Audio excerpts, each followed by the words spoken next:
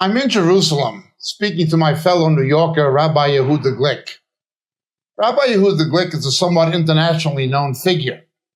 He was prominent as a member of the Israeli Knesset, the national parliament of Israel, and he was a religious activist, but from a more moderate political position than, say, people like Rabbi Meir Kahane. Meir Kahane was assassinated in New York, but there was an attempt on the life of Yehuda Glick, even though his focus is more religious and charity than hardcore political activism. He's here, and we're going to ask him some very pointed questions about what is happening in Israel concerning the desires to rebuild the Temple Mount and other things facing the present situation and environment in Israel, inclusive of the diasporic relationship now between Israel and Jews predominantly in the United States. Thank you so much for your time, Rabbi. I do appreciate it. Thank you very much. Okay. First question. We see something happening now. In my youth and your youth in New York, it was almost uniform that American Jews of both political parties were pro-Zionist, very pro-Zionist. I speak of liberal Republicans like Jacob Javits or a centrist Democrat like Ed Koch. That was just the convention. And in our youth, it was the Democratic Party of JFK, of Robert Kennedy, of Scoop Jackson, all of whom were supportive of Israel and Zionism. But a change has happened in America that many Israelis are finding distressful. Many. You have the squad. You have radical leftists of a particular political persuasion where we now have less than 37% of the members of the Democratic Party, for whom most American Jews traditionally voted, supportive of Israel, and many of them critical. We have the squad, who are anti-Zionist. At the same time, we have a growth in Jews who are politically conservative. Certainly Ben Shapiro, certainly Michael Savage, certainly Mark Levin, and others who are outspokenly of a politically conservative opinion, departing with the traditional American Jewish orientation politically.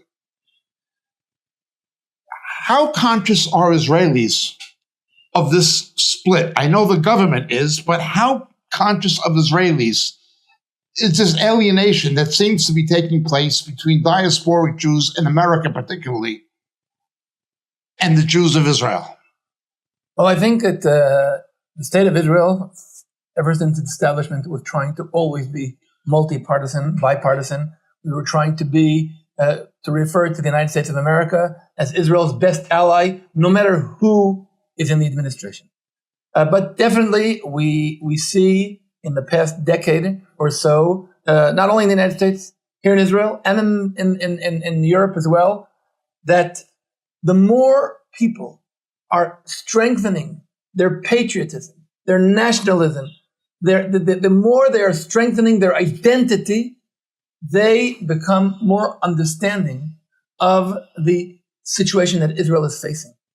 And it happens to be that Israel, which was established as a national liberal country, meaning a country that believes in human rights for everybody, a country that believes in freedom and democracy, but at the same time does not blur its national identity as a Jewish state.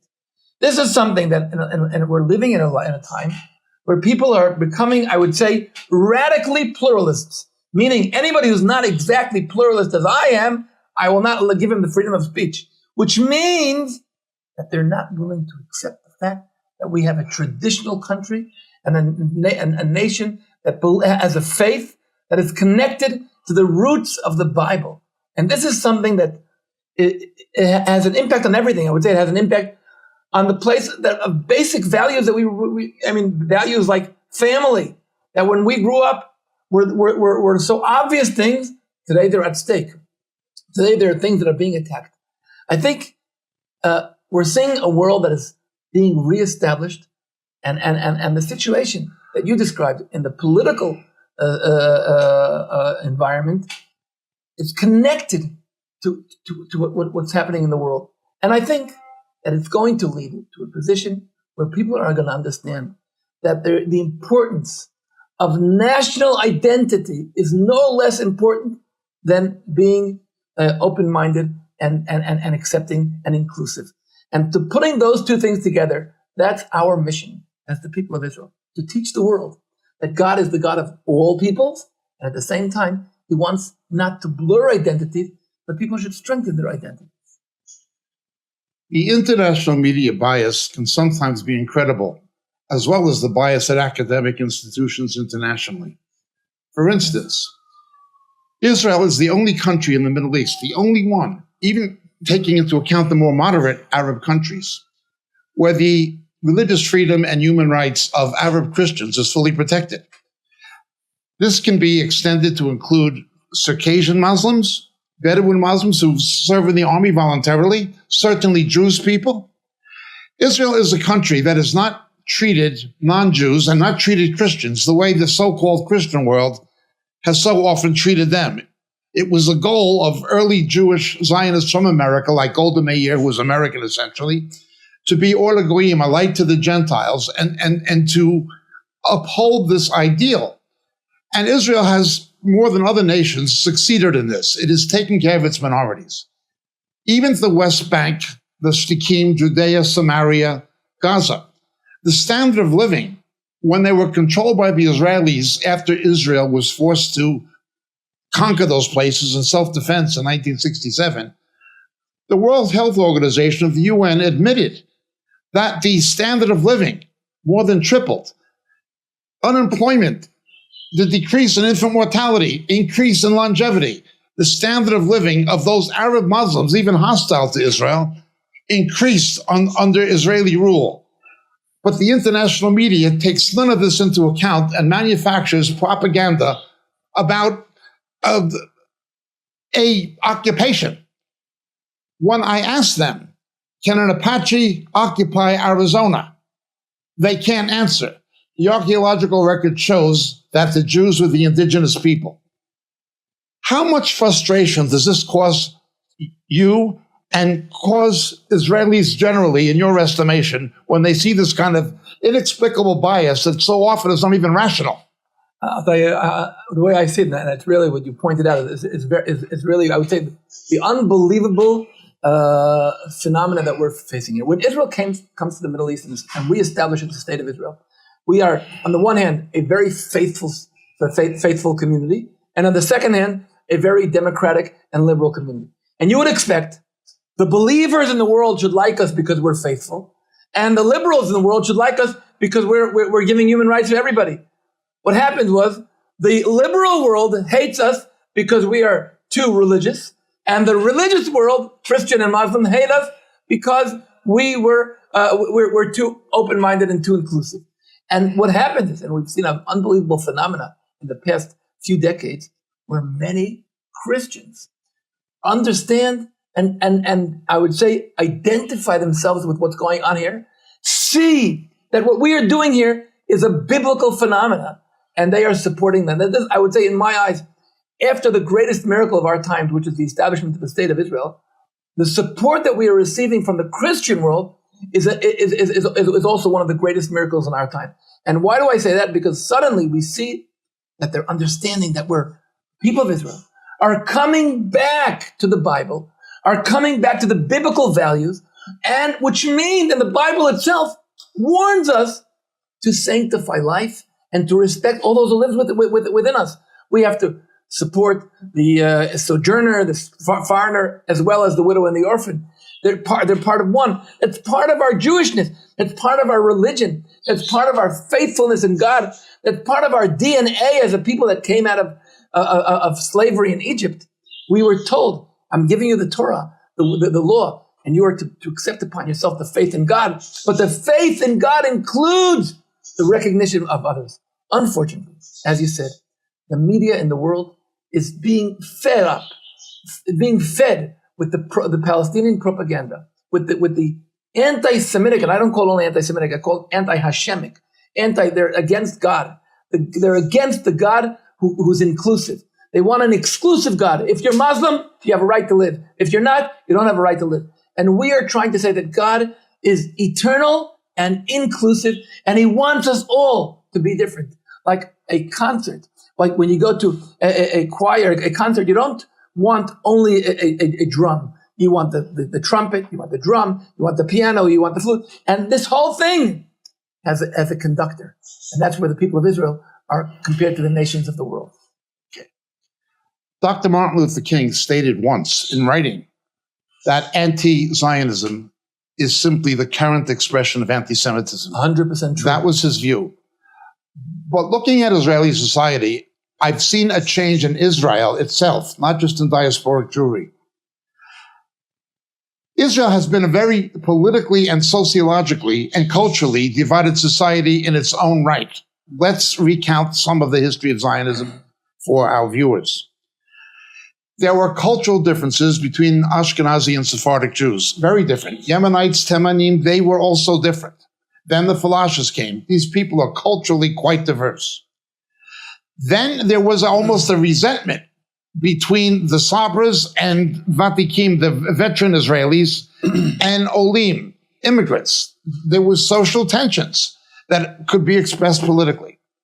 There was certainly not only contention between religious and secular Israeli Jews. The rival Hasidic sects, even in Brooklyn, are antagonistic to each other, some of them even being anti-Zionist. There was a resentment, and I speak as someone who had family in the IDF, that yeshiva bookers were not serving in the military. This created a resentment between those who did, and of course some religious did, the heads of the yeshiva, and the ones who did not. And others had a socialistic leaning. They came here, going back, of course, to the early Zionism and to Ben Gurion and so forth, while others, influenced more by Jabotinsky, had a right-wing leaning. And this was expressed in the political parties, the main political parties. Israel was a very divided society, culturally, sociologically, and politically. Would you say that Hashem brings good out of evil, that the opposition and the terror that Israel has been forced to suffer increasingly in the last 12 to 15 years has brought about a sense of national cohesion and identity that was not there? In other words, Hashem allowed the opposition, ha'oyaveno, the enemies. I think in many ways you are 100% right. In many ways, I think in the last few years, our enemies have shown their cruelty. They have shown that they hate, the what happened in October 7th, attacking the kibbutzim, which were representing the most open-minded, liberal peacemakers in this country, and they were attacked, burnt alive, slaughtered. Suddenly, there was a shake in the country, and people say, "Oh my gosh, we need to be united against those who are coming to attack us." And I think that is definitely something that happened. That is definitely a phenomenon that we saw in front of our eyes. But at the same time, we still stay Jews, and the divide is still here. And in the Israeli society, there is still very, very severe disagreements. There is friction, but it's majorly based on respect to each other. But there are definitely different aspects, and that's part of being Jewish. Our holy book, the Talmud, is based on disagreements, and that's what makes our lives fruitful. I think that we are all united, understanding that we have a battle that cannot be stopped against the cruelest, the evil of humankind, and that's something that unites us all. It does not cause us to forget our disagreements. The next generation of Americans after September 11th, as we see evident today in university campuses in America, and most notably Columbia in New York City, seem to have forgotten the reality of what happened in September 11th, but it's a reality that Israel cannot forget because it's an ongoing September 11th. Existential. It is an existential threat to the very existence of the nation. Of the 52, or some say 56 Islamic countries in the world, there is not one that will give Jews or Christians the freedom that Muslims receive in Israel and in other Western democracies, including the United States. Not a single one. But this is, again, popularly ignored in the United Nations, in the international media, and by most academics who want to be fair-minded and know better. And know better. But what we've seen now in Europe and in Britain particularly is something we've not seen since the 1930s, early 40s, since the Holocaust, since the Shoah. We've seen an increase in the number of Jews from France immigrating to Israel. Do you see anti-Semitism causing a fourth aliyah? I would hope that people would come to Israel because they find it the most attractive country, and they find it, and I hope they would come here for positive reasons. I would hope they would come here because they feel this is their home. Unfortunately, that's true. For several different waves of immigration we see coming from, whether with the former Soviet Union or with the North Africa or Ethiopia. They came because they were escaping, and they came here as refugees. But I think that one of the beauties of the Israeli society is really the acceptance at the end of the day of all the immigration and how they, each one of them, contributes to the beauty and the variety of the diverse society we have here. But I think when you started your question is something that really worries me. I think that Christians around the world are being persecuted in ways that are very, very, very devastating. I must say, what I saw pictures lately of what's going on in Democratic Congo, or what happened in Syria, what happens even in the Palestinian Authority. The churches, look at Bethlehem, which is supposed to be the city of the birth of Christianity. It was just 20 years ago, it was 80% Christian. Yes. It's now 30% Christian. And the Christians are suffering persecution. And I think this is a call to the world to understand that we are facing people who believe that they have a right to, in the name of their God, in the name of Allah, to persecute anybody who's not Muslim. And this is something that the world has to press the brake immediately and stop that. And I think this is something that can unite the people of Israel and others around the world to understand that any kind of persecution against people, whether it's because of who they are, what their religion is, how they behave, any kind of persecution is something that has to be totally not only condemned, but has to be stopped. And we have to unite, because we have to understand that we have a mission in the world. Our assignment is to upgrade this world and base this world on a freedom of worship of God, and a freedom of understanding that people have different ways to worship God, and that is the way God created the world. And you cannot promote only your religion and think that anybody else, that you have a right to attack, to persecute, to kill. These are things that we cannot accept. As you are aware, and as the Israeli government is aware, right now the new American ambassador appointed, Governor Huckabee, is an evangelical Christian who believes on the basis of biblical prophecy that the Jews would return to this land. The new American Defense Secretary, Pete Hegseth, is likewise an evangelical Christian who is pro-Zionist for reasons that are not simply political, although they are political, and they see it in the strategic interest of the United States to be supportive of Israel as the only democracy in the Middle East, but it is a theological conviction with them because of their beliefs. The prophet Isaiah makes it clear in chapter 11, Yeshayahu Hanavi, that there are only two returns of the Jews from the diaspora, from the Galut. One happened after the Babylonian captivity, and the other happened now. That makes this time different. This is the second time it happened, fulfilling that prophecy prediction of Isaiah, literally. And there are other prophecies supporting Isaiah. Okay, they see it this particular way. What would you say, and I'm going to be a little bit controversial here, to those who pointed out that among rabbis, the Reform rabbis before the Holocaust called their synagogues temples. The promised land was Los Angeles or New York. It was not Israel. There were many Orthodox rabbis who condemned even Theodor Herzl initially.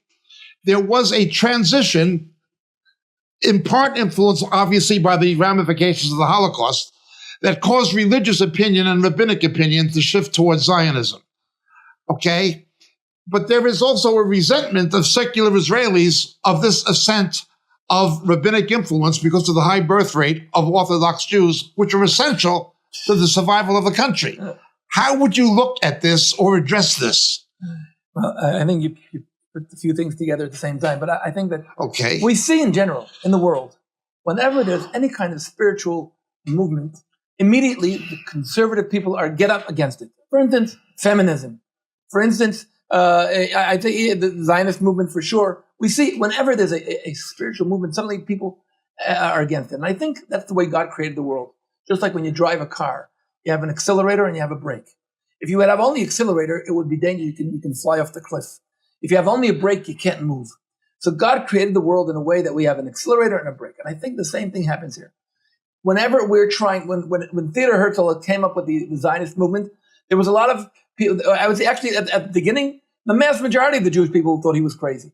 But when facts on the ground show that this was the way that the world is going, this is the way the Jewish people are going, more and more people joined it, whether with Reform or ultra-Orthodox. And the same thing we have today. We see that there's a strong, there was for a few years, many of the Reform communities around the world were turning their back on Israel.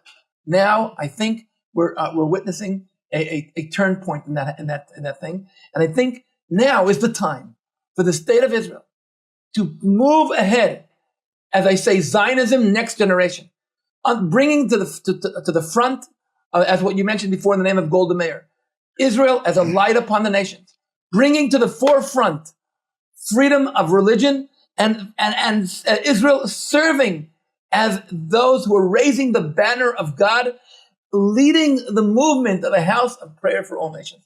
This is something that I think that we are obliged to do, and it's going to happen.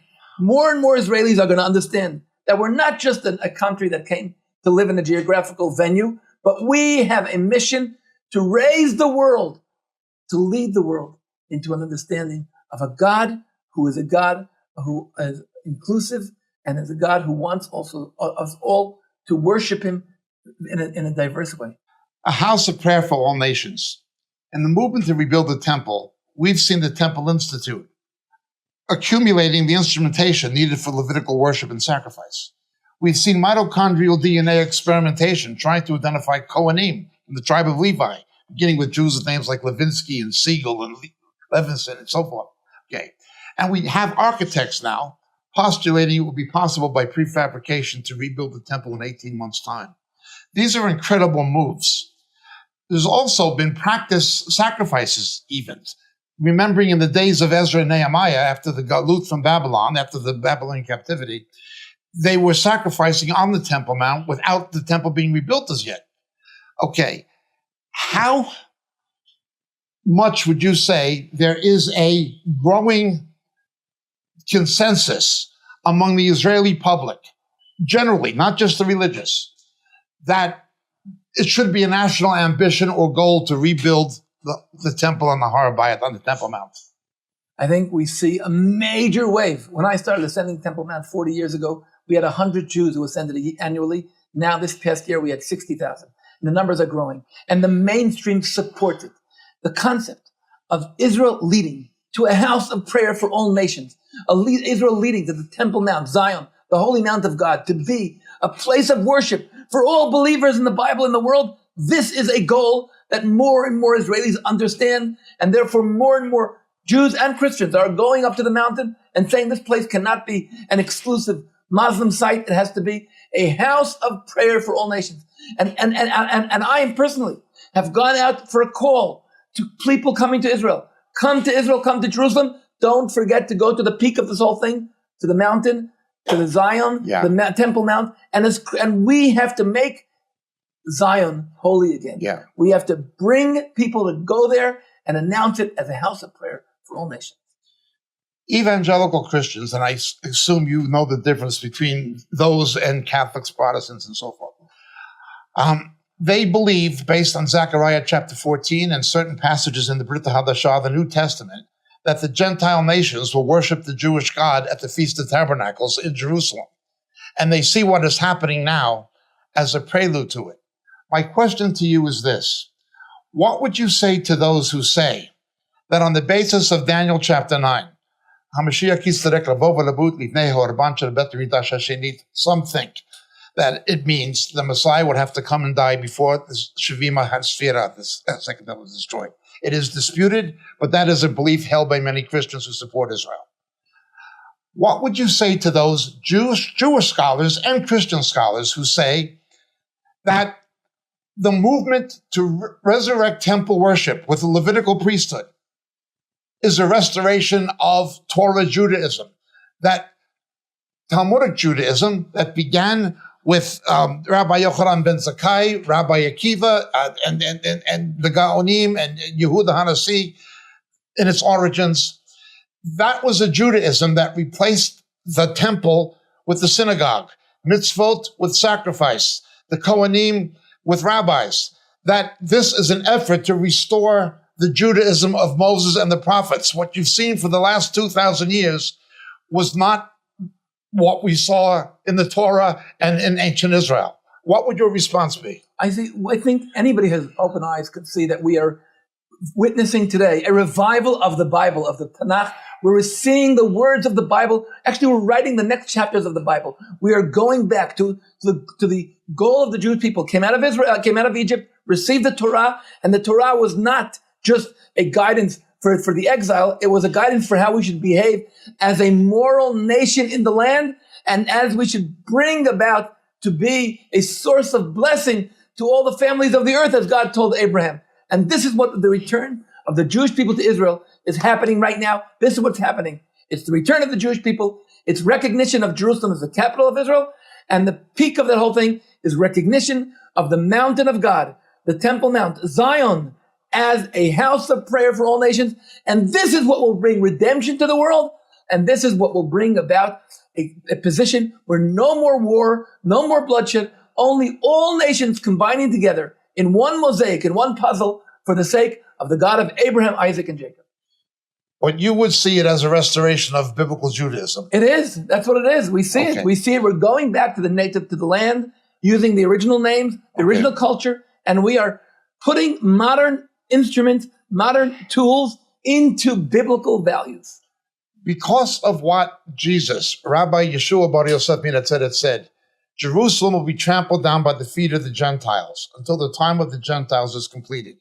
And the Jews must say, Baruch haba b'shem Adonai to the Mashiach in Jerusalem.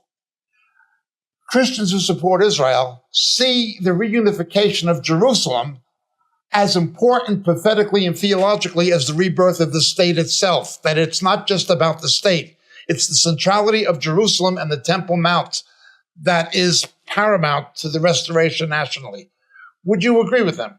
Look, many of my friends are representing the evangelical community around the world, including, as you mentioned, Ambassador Huckabee, a very good friend of mine, Pete Hexes, and many others, are leading what we see a national, a universal movement from Europe, from Asia, from Africa, of believers, Christian believers, who are uniting with the concept of returning to the God of the Bible, of Abraham, Isaac, and Jacob.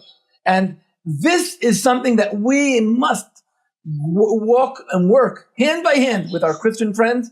And you know what? My dream that we will see following by that, Muslim Zionists as well. I want to see a prayer for Jerusalem in Tehran. I'm waiting and I'm eager to see the people of Indonesia, of Malaysia, these big Muslim countries coming and working together and understanding that the return of the people of Israel to the land is a blessing for them. And this is something that we have to work on. And I think one of the unbelievable steps towards that was the Abraham Accords, where the evangelical community around the world helped lead peace between Israel and Muslim countries. And this is a beginning, and we have to make sure it continues. I want to hope that President Trump, as he has declared several times, will continue in that way. And I believe that even in America, Democrats and even Muslims around the world will understand that Israel is a source of blessing for the entire universe, for all of humanity, to make this world, to upgrade it and make it a place of sanctity and a place of respect between all human beings. Do you think that a pan-religious structure or worship on the Temple Mount can reintroduce what happened with Antiochus IV, Antiochus Epiphanes? The danger of I don't believe Muslims have the same God as Christians and Jews. I personally do not. I think it's the Nabatean moon God. I don't think Allah is Hashem. That is my view. Others would disagree. Do you see a danger of the Shekusa Meshomem, this kind of a threat, taking place again? What is taking place? It's happening. What happens? Look, there's a very interesting phenomenon in the world. Whenever there's an advancement, there's always the snake, the serpent from the Garden of Eden. There's the Haman who will always try to prevent it. There will always be the Amalek who will try to be there and find our weak spots and use terror against those weak spots. That is a historical phenomenon that repeats itself. But if we are determined, if we know that we're going in the right way, and if we work hand by hand, we will be able to step and defeat the Satan. We will be able to overcome all obstacles, whether their name is Antiochus or Haman or Amalek or Hitler, any one of them, or Hamas, any one of them, Shiite or Sunni, Shiite or Sunni, any one of them who will come and want to go against us, we will overcome them. Anybody who want to join us in the footsteps of Jethro, in the footsteps of many other nations who wanted to cooperate with the Queen of Shva, and in the footsteps of those who want to work together with us, they will see blessing. And that's based only on the fact that the believers in the God of Abraham, Isaac, and Jacob work together and are determined and understand that we are here not doing ourselves an issue, but we're worshiping the world and the God of the world. From the river to the sea, Israel shall always be. Am Yisrael Chai. Amen. Hine lo yonum v'lo yishan, shomer Israel. Shalom, shalom.